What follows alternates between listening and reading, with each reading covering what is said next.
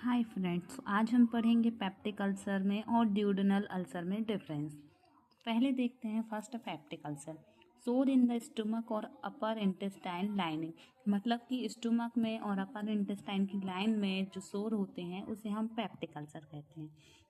Duodenal ulcer देखें तो इसमें सोर only in the first part of the small intestine, जो स्मॉल इंटेस्टाइन के फर्स्ट पार्ट में अल्सर होता है या सोर होता है उसे ड्यूडेनम अल्सर कहते हैं। मतलब कि जो ड्यूडेनम जब स्टार्ट होता है जहाँ पे अल्सर फॉर्म होता है, ठीक है।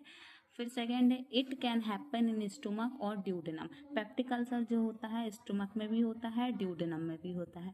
फिर it can only happen in duodenum, जो ड्यूडेनम अल्सर होता है वो सिर्फ ड्यूडेनम में ही होता है।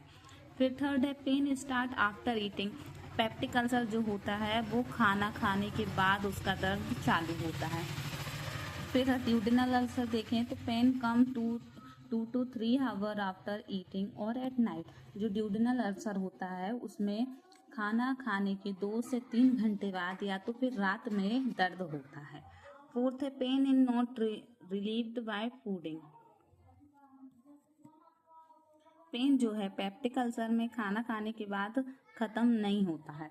ड्यूडेनल अल्सर में क्या होता है, pain get better after eating. हम खाना खा लेते हैं उसके बाद ड्यूडेनल अल्सर जो रहता है उसका दर्द कम हो जाता है।